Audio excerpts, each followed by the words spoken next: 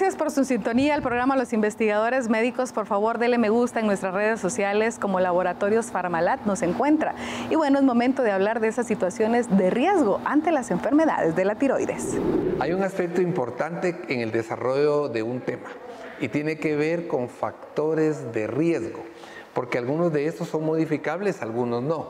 Edad, sexo, herencia, tendencia heredofamiliar, el aspecto genético no se modifica. Pero hay otros como el estilo de vida que sí, visitas tempranas, hábitos adecuados en cuanto a la manera de pensar, conducirnos, comer, por ejemplo. Para esta otra parte se suma a nosotros la doctora Maritza Luz. La doctora Maritza Luz es médico y cirujano y luego hizo una especialidad en medicina funcional. Maritza, bienvenida. Gracias por la invitación. Claro que sí.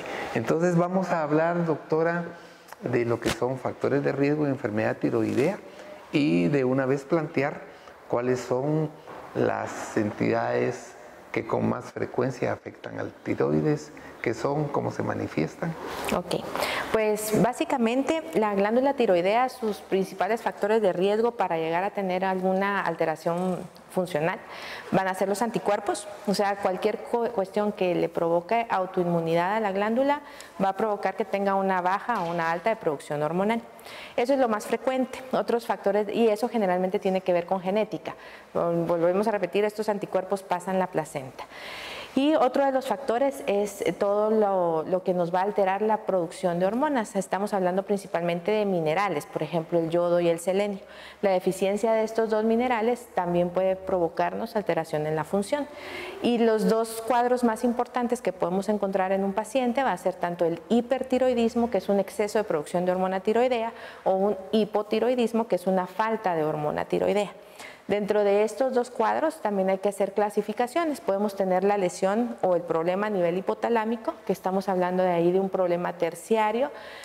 Podemos tener un problema a nivel de hipófisis, que estamos hablando de un problema secundario, o podemos tener un problema primario, que es directamente a nivel de la glándula tiroidea.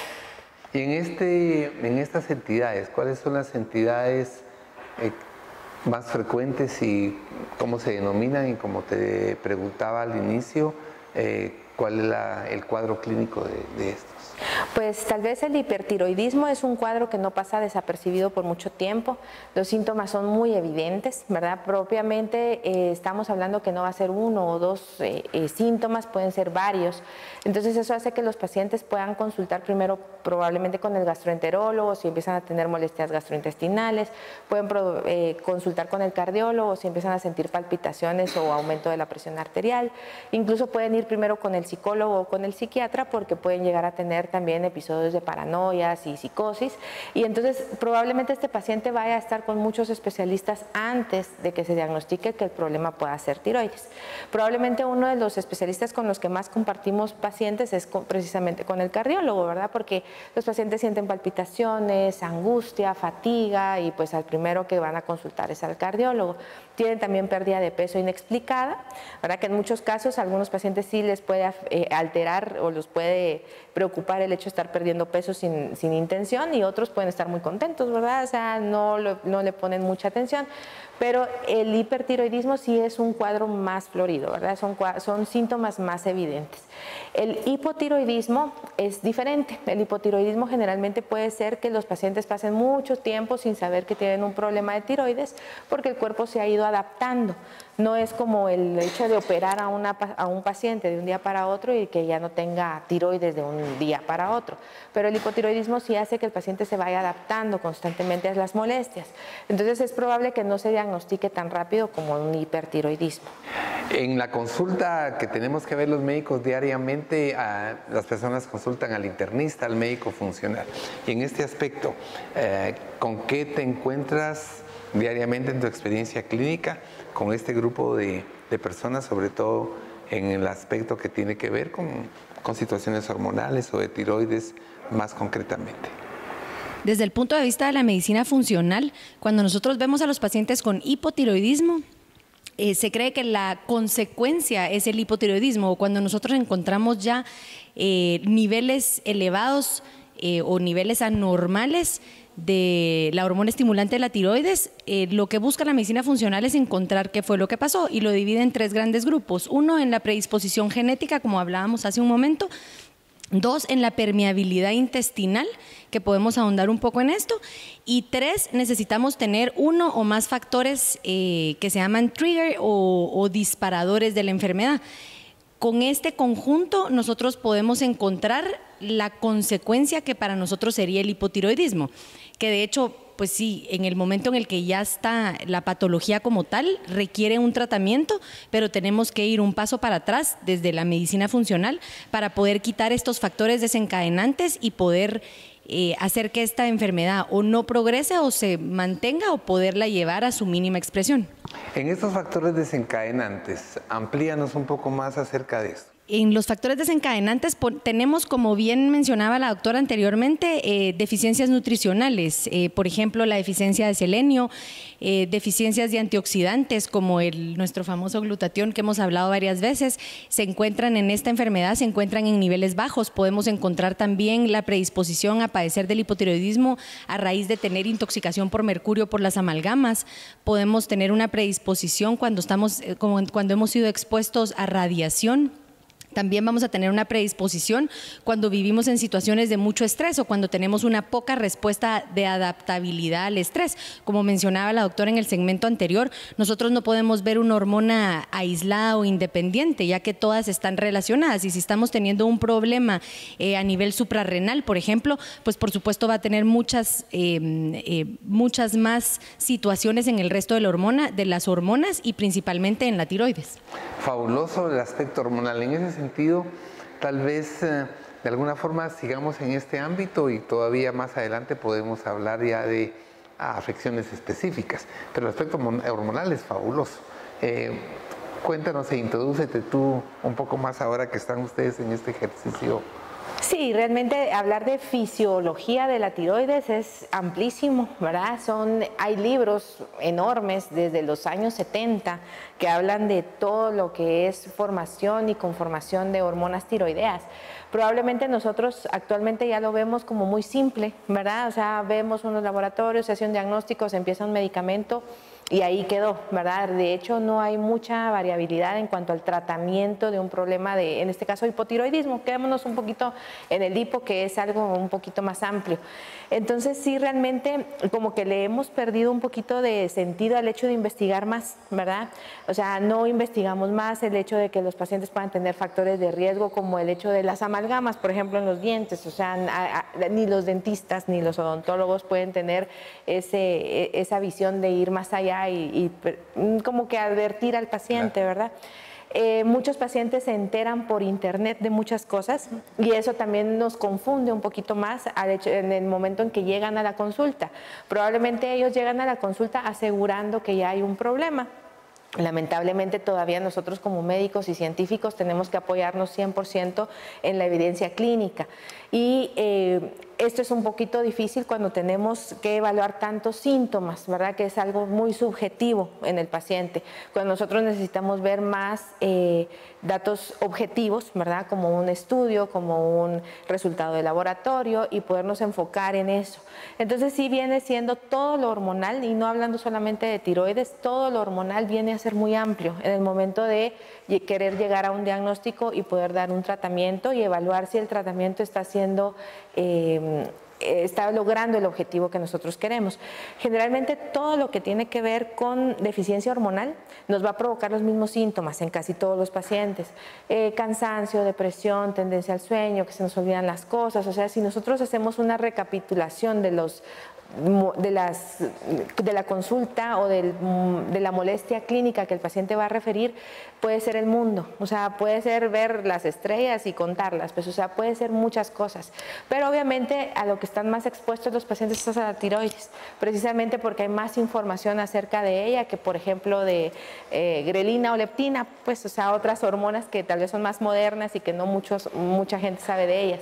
Entonces, tenernos que enfrentar a un paciente sintomático, a un paciente que ya investigó, a un paciente que tuvo información también por otros lados, nos hace que sea un paciente un poco más complicado de poder alcanzarlo, tratarlo y ver que todo esté bien, ¿verdad? Sin el efecto placebo de los medicamentos. ¿Cómo definiría uno específicamente a alguien ya con problema hipotiroideo? Fíjese que en mi caso, en el caso de los endocrinólogos que ya vemos la patología establecida, es más difícil. O sea, nuestros casos de hipotiroidismos más severos han sido pacientes que han consultado por otras cosas. Con otro tipo de médicos, y pues ahí al hacerles un examen de rutina salen los exámenes alterados. De hecho, no siempre el paciente llega consultando con todas las molestias clásicas que uno pueda saber de que pueda padecer un paciente con hipotiroidismo y ahí hacerle el diagnóstico. O sea, sí es muy difícil. De hecho, dentro de las guías para manejo de problemas tiroideos, cada especialidad tiene sus guías establecidas y en ningún lado dice que dentro del panel normal de una evaluación general tengan que ir las hormonas tiroideas. Entonces tampoco es una mala práctica que, por ejemplo, el médico de enfermedad común o un médico general desde el principio le pida hormonas tiroideas a un paciente. O sea, no tiene por qué hacerlo. Probablemente los únicos médicos que sí tienen que tener un poquito más alerta a este tipo de pacientes, pues obviamente el endocrinólogo, porque eso es lo que vemos todo el tiempo. Los ginecólogos, mujeres en edad fértil y mujeres embarazadas tienen que tener el perfil hormonal, y geriatras. O sea, ellos son los que sí dentro de su evaluación de rutina tienen que pedir hormonas tiroideas. Pero entonces eso hace más difícil el diagnóstico, ¿verdad? Porque no todos los pacientes van a tener un perfil hormonal, si no es porque el paciente a veces lo pida o lo solicite. Entonces es un poquito más complicado. Claro, el acceso al diagnóstico preciso es vital y es importante. Vamos a pasar en el siguiente segmento a hablar del aspecto que tiene que ver con lo gineco-obstétrico. Y luego vamos a concluir en el foro de aspectos importantes que creo yo que tratamos hoy y que necesitan todavía ser complementados. Continúe con nosotros. Dato importante. La glándula tiroidea produce hormonas que tienen efectos sobre casi todos los tejidos del organismo. Por lo tanto, su mal funcionamiento puede producir una amplia variedad de signos que afectan diversos órganos. Una de las principales hormonas que produce la tiroides es la tiroxina. Tiene dos efectos en el cuerpo. 1. Controlar la producción de energía. La tiroxina es necesaria para mantener la tasa metabólica basal a un nivel normal. 2. Participa en el crecimiento. Mientras la hormona del crecimiento estimula el aumento del tamaño, la tiroxina hace que los tejidos vayan tomando la forma apropiada a medida que van creciendo. Es decir, la tiroxina hace que los tejidos se desarrollen en las formas y proporciones adecuadas. De las enfermedades más comunes de la glándula tiroides está el hipotiroidismo, hipertiroidismo y también los nódulos tiroideos. Así que vamos a conversar sobre cada uno de ellos. Las enfermedades tiroideas afectan a gran parte de la población y existen varios tipos de enfermedad asociada a la tiroides. Entre las más comunes se encuentran hipotiroidismo. Cuando no hay suficiente hormona tiroidea en sangre, el metabolismo del cuerpo se vuelve lento y en consecuencia aparece el hipotiroidismo. La causa más habitual del hipotiroidismo es un trastorno llamado tiroiditis, en el cual se inflama la glándula tiroidea y provoca que nuestras defensas confundan a las hormonas de la tiroides como algo dañino para el organismo, enviando glóbulos blancos para destruirlas. El organismo se defiende intentando producir más hormonas tiroideas, pero este intento provoca que la glándula tiroidea sea grande, de ahí que aparezca el bocio, ese hinchazón tan característico en la garganta. Sus síntomas: cansancio, aumento de peso, alteración en las menstruaciones, sensación de frío cuando otros no lo tienen, estreñimiento, dolor muscular, uñas quebradizas y caída del pelo. Hipertiroidismo. En este padecimiento se produce demasiada cantidad de esta hormona, el metabolismo se acelera y nuestro cuerpo se descompensa. También puede deberse a determinados medicamentos e incluso tener unos bultos o masas en las tiroides que se llaman también nódulos calientes y que afectan al exceso de esta hormona tiroidea. Sus síntomas: cansancio, pérdida de peso, nerviosismo, sudoración, sensación de calor cuando otros no la sienten, alteraciones en la menstruación, evacuaciones intestinales más a menudo. Nódulos tiroideos. Es otra enfermedad tiroidea en la cual aparecen masas o bultos alrededor de la glándula tiroidea y se detecta en los exámenes médicos, que nos dirán si son masas benignas o cancerosas.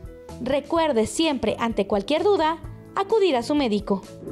Al regresar al programa Los Investigadores Médicos estaremos conversando sobre cómo nos afecta la glándula tiroides durante la etapa del embarazo. Ya volvemos.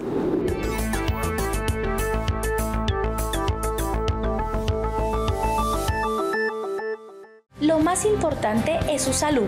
Por eso, ante cualquier cambio, síntoma, dolor o manifestación, recuerde consultar a su médico. El tratamiento adecuado puede salvar su vida. La prevención hace la diferencia.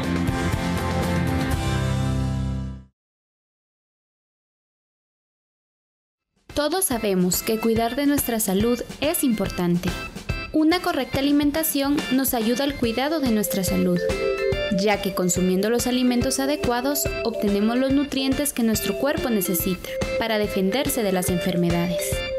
Lastimosamente, el ritmo acelerado de nuestras actividades no nos permite cuidar de nuestra alimentación, dejando de consumir los nutrientes adecuados, desequilibrando así las células de nuestro cuerpo, dejando el paso libre a enfermedades crónicas. ¿Qué hacemos entonces? Un grupo de científicos especializados preocupados por nuestra salud crearon Limtox. Limtox es un producto desarrollado específicamente para regenerar las células de nuestro cuerpo, desintoxicándolas de modo que transforma nuestro cuerpo en un organismo tan saludable, capaz de prevenir enfermedades crónicas como cáncer, hipertensión arterial, diabetes y muchas enfermedades. Limtox regenera nuestras células a través de la desintoxicación celular, para luego hacerlo en nuestros órganos y por último, lograr el equilibrio en todo nuestro organismo. Te explicaré cómo se logra esto. Los niños mayores de 8 años y adultos deben tomar un sobre de Limtox cada 12 horas, mientras que los menores de 7 años y pacientes con insuficiencia renal crónica únicamente medio sobre cada 12 horas, por un periodo de 3 meses. Sin embargo, existen enfermedades en las que se necesita prolongar el tratamiento por más de 3 meses. A partir del 4.º mes, puede tomar un sobre al día como mantenimiento o según las indicaciones de tu médico. En este periodo de tratamiento, Limtox regenera y desintoxica nuestro cuerpo en 5 niveles. A nivel del estrés oxidativo, eliminando radicales libres y protegiendo la célula del daño ocasionado. A nivel celular, protegiendo las células sanas y equilibrando selectivamente las células enfermas. A nivel neuronal, elevando el nivel de producción de energía, mejorando la comunicación entre una neurona y otra. A nivel inmunológico, protegiendo al organismo de toxinas, fortaleciendo y reparando el sistema inmunológico. A nivel de venas y arterias, mejorando nuestra circulación, dándole elasticidad a nuestras venas y arterias. Nunca antes se había formulado un producto a base de flavonoides, con tantos beneficios para la salud, sin ocasionar efectos secundarios. Limtox le devuelve naturalmente el equilibrio a cada una de tus células.